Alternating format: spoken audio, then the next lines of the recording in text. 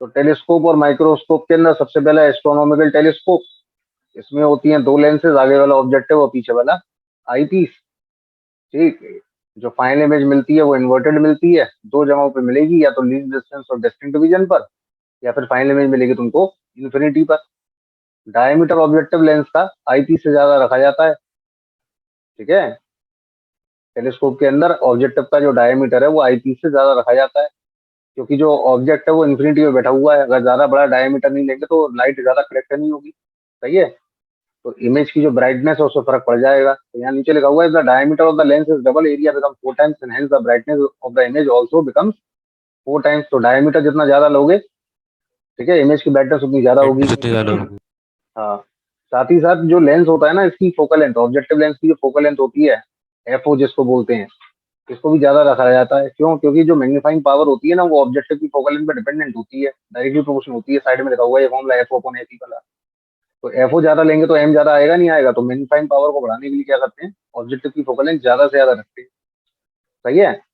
और आईपीस जो लिया जाता है उसकी फोकल लेंथ कम रखी जाती है, अपर्चर कम रखा जाता है, क्योंकि स्मॉल एफ आईपीस की फोकल लेंथ होती है। ये कम होगा तो मैग्नीफाइंग पावर की जो वैल्यू है वो बढ़ जाएगी, और फाइनल इमेज जो आंखों के पास बनेगी वो आसानी से ऑब्जर्व हो जाएगी। तो इसकी फोकल लेंथ छोटे से छोटा रखा जाता है। ठीक है बेटा। अगर लेंस का कुछ भी हिस्सा आपने किसी पेपर से या हाथ से कवर कर दिया, तो जो इमेज है उस इमेज पे किसी भी तरह का कोई स्पॉट तो दिखाई नहीं पड़ेगा। अगर ऑब्जेक्टिव लेंस के ऊपर किसी भी तरह कोई धब्बा पड़ जाए या कोई पैच पड़ जाए, तो जो इमेज बनेगी उस पर कोई धब्बा नहीं पड़ेगा। बस केवल फर्क इतना पड़ेगा कि उतने हिस्से से लाइट जो है वो नहीं पहुंचेगी, तो इमेज की जो ब्राइटनेस है केवल और केवल वो डिक्रीज कर जाएगी। अगर हम इसके ट्यूब को उल्टा कर ले, तो उल्टा करने के बाद हमको सोचे कि कंपाउंड माइक्रोस्कोप मिल जाए, क्योंकि कंपाउंड माइक्रोस्कोप में उल्टी उल्टी कहानी चलती है कि आगे वाला जो लेंस होता है उसकी फोकल लेंथ कम वो आई होती है, और पीस। पीछे वाला जो होता है उसकी लेंस, उसकी फोकल लेंथ ज्यादा होती है। तो अगर उल्टा कर लेंगे तो क्या तुमको कंपाउंड माइक्रोस्कोप मिल जाएगा? तो बिल्कुल नहीं मिलेगा। इसलिए नहीं मिलेगा क्योंकि यहाँ जो फोकल लेंथ का डिफरेंस होता है ऑब्जेक्टिव आईपीस में, वो बहुत ज्यादा होता है।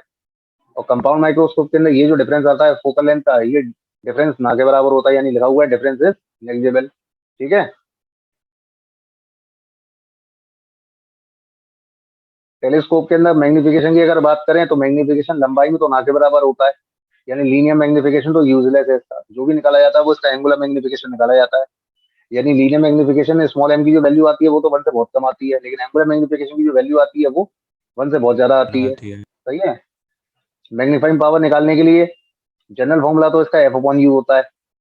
टेलीस्कोप के लिए जनरल फॉर्मूला क्या है? F upon you. एफ क्या है? ऑब्जेक्टिव लेंस की फोकल लेंथ, और यू क्या है? Distance of the object image distance. Eyepiece. Final image अगर इन्फिनिटी में मिलती है तो ये कंडीशन होती है लेग्स आई की। ऐसा करने के लिए ऑब्जेक्ट कहाँ बैठेगा? फोकस पर, तभी तो फाइनल इमेज इन्फिनिटी मिलेगी। तो जनरल फॉर्मूले में यू को आप स्मॉल एफ से रिप्लेस मार दोगे तो मैग्नीफाइंग पावर के लिए फॉर्मूला आ जाएगा एफ अपॉन एफ। सही है। तो ये फॉर्मूला आ गया मैग्नीफाइंग पावर का, मिनिमम मैग्नीफाइंग पावर का। और इस केस की जो ट्यूब लेंथ होती है वो होती है एफ प्लस एफ। तो जैसे कि फोकल लेंथ ऑब्जेक्टिव का 100 है और आईपीस का 2 है, डिफरेंस 98 का आ रहा है। अच्छा खासा डिफरेंस आ गया।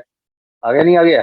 इस केस का ट्यूब लेंथ अगर हाँ। निकालेंगे तो कितना हो जाएगा? तो 102 हो गया। मैग्नीफाइंग पावर की वैल्यू अगर निकालोगे तो एफ ओपन एफ ही करोगे तो 50 हो गई। सही है। यानी 50 गुनी मैग्नीफाइड हो जाएगी इमेज इतने ट्यूब लेंथ पर। अब अगर मान लो 50 गुना मैग्निफिकेशन है, सेम क्वेश्चन है, और मून की इमेज तुम देख रहे हो, और मून तुम्हारी आंखों पे 0.5 डिग्री का एंगल बिना टेलीस्कोप लगाए अगर बना रहता हो, तो उस टेलीस्कोप को लगाते ही 50 गुना मैग्निफिकेशन कर देंगे हम उसका। तो 0.5 को 50 गुना करोगे तो कितना आ जाएगा? 25 डिग्री एंगल। अब दूसरा केस है, इसके अंदर फाइनल इमेज अगर तुम्हें डी पे मिल रहा है, यानी 25 सेंटीमीटर में मिल रहा है, तो फाइनल इमेज अगर तुम्हें डी पे मिलता है तो मैग्नीफाइंग पावर के लिए फॉर्मुला याद कर लो, F upon F 1 plus F upon D. सही है। मैग्नीफाइंग पावर का formula F upon F 1 plus F upon D. अब इस केस की जो ट्यूब लेंथ होती है वो होती है एफ प्लस यू का मॉड। यू का मॉड मतलब यू का साइन नहीं लेना है, केवल और केवल वैल्यू लेनी है। इंक्लूड लेनी है। अब ये इस केस की जो ट्यूब लेंथ होती है ना, वो पहले वाले केस की ट्यूब लेंथ से कम होती है, क्योंकि पहले वाले केस का जो ट्यूब लेंथ होता है वो सबसे ज्यादा होता है, एफ प्लस एफ। सही है। और इस टेलीस्कोप का मात्र एक ही डिफेक्ट है कि जो इमेज बनती है वो इन्वर्टेड होती है, यानी मैग्निफिकेशन का आंसर नेगेटिव आएगा, लेकिन लिखने की जरूरत नहीं है। क्यों? क्योंकि चीजें जो देखी जा रही है वो गोल है, और गोल चीज को सीधा देखो या उल्टा देखो कोई फर्क तो पड़ेगा नहीं। तो इन्वर्टेड इमेज इसका डिफेक्ट है, लेकिन ये डिफेक्ट नहीं माना जाता। वर्ल्ड बेस्ट टेलीस्कोप माना जाता है। इस टेलीस्कोप में हम मिरर का इस्तेमाल करते हैं। कॉनकेव मिरर होता है जिसकी अपर्चर बहुत ज्यादा होती है। फोकल लेंथ जो रखी जाती है वो काफी हाई होती है इसकी। पर फायदा क्या मिलता है कि ये जो मिरर होते हैं ना, इनमें किसी भी तरह का एबरेशन नहीं होता। कौन कौन सा एबरेशन है? क्रोमेटिक और स्फेरिकल, ये दो तरह के एबरेशन होते हैं जो लेंसेज के अंदर पाए जाते हैं। यानी कि एब्रेशन का मतलब होता है सारे कलर को एक ही पॉइंट पे फोकस नहीं करेगा, यानी कि अगर व्हाइट लाइट डालोगे ना लेंस के ऊपर, तो अलग अलग कलर अलग अलग पॉइंट पे फोकस हो जाएगा। ये काम मिरर में नहीं होता, सारे के सारे कलर एक ही पॉइंट पे आके फोकस होंगे। ठीक है, तो ऐसा करने के लिए जो मिरर होना चाहिए वो पैराबोलिक शेप का होना चाहिए, क्योंकि पैराबोलिक मिरर जितने भी होते हैं उनके अंदर क्रोमेटिक और स्फेरिकल एब्रेशन नाम की चीज नहीं होती है। ये होती है। अब इस केस का, हाँ, इस केस का मैग्नीफाइंग पावर निकालोगे तो small capital F upon small F तो करोगे ही करोगे, लेकिन यहाँ पे कैपिटल एफ क्या चीज होगा, तो कैपिटल एफ कॉनकेव मिरर का फोकल लेंथ होगा। और मिरर की जो फोकल लेंथ होती है वो पता ही है, रेडियस ऑफ कर्वेचर की आधी होती है। तो यहाँ पे कैपिटल एफ को हटा के क्या कर दोगे, R/2 कर दोगे। तो आंसर हो जाएगा मैग्नीफाइंग पावर निकालने का R/2 है। उसके बाद आगे तुम्हारे पास कंपाउंड माइक्रोस्कोप। अब इसमें आगे वाला जो लेंस है ऑब्जेक्टिव वो छोटा है और पीछे वाला लेंस जो है वो बड़ा है, तो कहने का मतलब ये हुआ कि कंपाउंड माइक्रोस्कोप को बनाने के लिए तुमने टेलीस्कोप को उल्टा कर लिया तो क्या कंपाउंड माइक्रोस्कोप बन जाएगा, तो कंपाउंड माइक्रोस्कोप नहीं बनेगा इस तरीके से। अब इस केस के मैग्नीफाइंग पावर का जनरल फॉर्मूला, क्योंकि इसमें दो लेंस इस्तेमाल हो रहे हैं, सही है, तो आगे वाले लेंस का मैग्निफिकेशन होता है V/U और पीछे वाले लेंस का मैग्निफिकेशन होता है D/U। तो टोटल मैग्निफिकेशन की जो वैल्यू आती है निकल करके वो आती है MO इंटू एमई। एमओ यानी ऑब्जेक्टिव का मैग्निफिकेशन कितना हो गया, V/U। और एमई मतलब आईपीस का मैग्निफिकेशन वैल्यू कितनी हो गई, D/U। तो मैग्नीफाइंग पावर का हमने फॉर्मूला आ गया, तो वैल्यू आ गई निकल करके V/U इंटू D/U।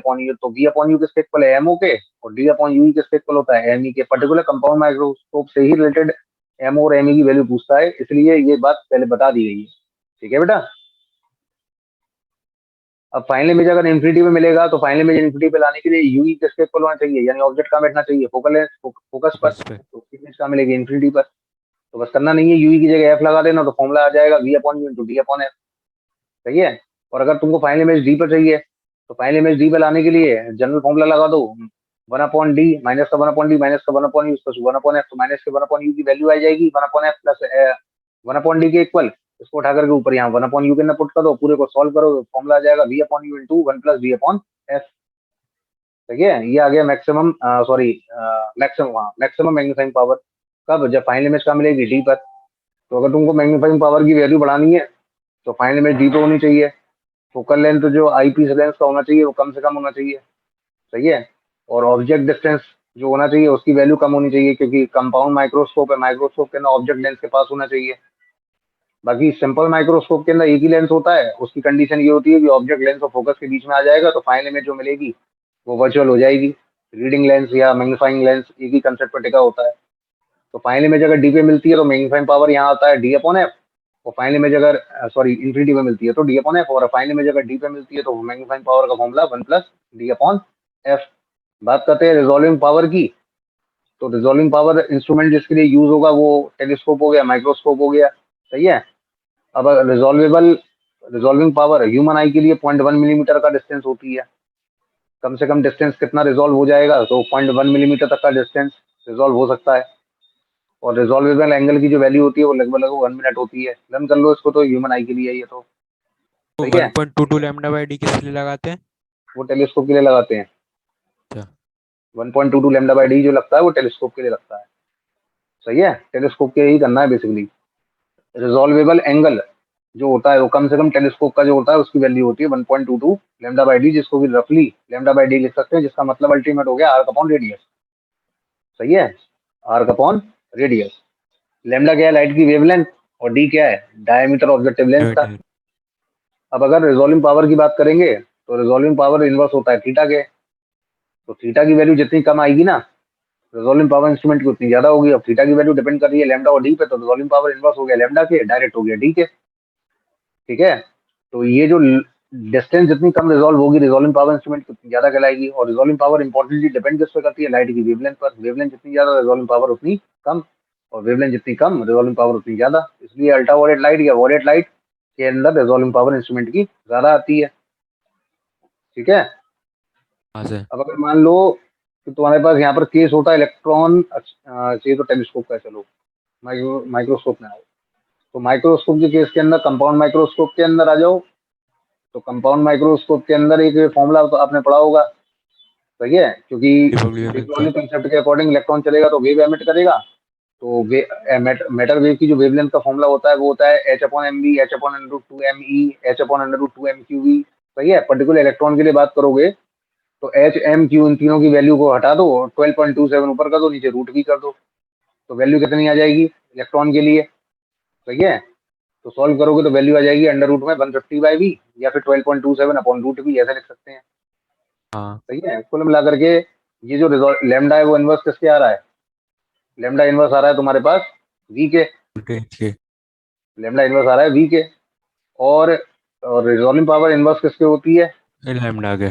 लेमडा के। तो रिजॉल्विंग पावर डायरेक्टली प्रोपोर्शनल किसके हो जाएगा? रूट वी के। तो इलेक्ट्रॉन माइक्रोस्कोप से रिलेटेड अगर क्वेश्चन कहता है कि एक्सीलरेटिंग वोल्टेज की वैल्यू को हम 4 गुना कर दें तो रिजॉल्विंग पावर कितनी हो जाएगी? तो 4 का स्क्वायर रूट मारेगा तो डबल हो जाएगी और रिजॉल्विंग पावर की वैल्यू डबल हो जाएगी।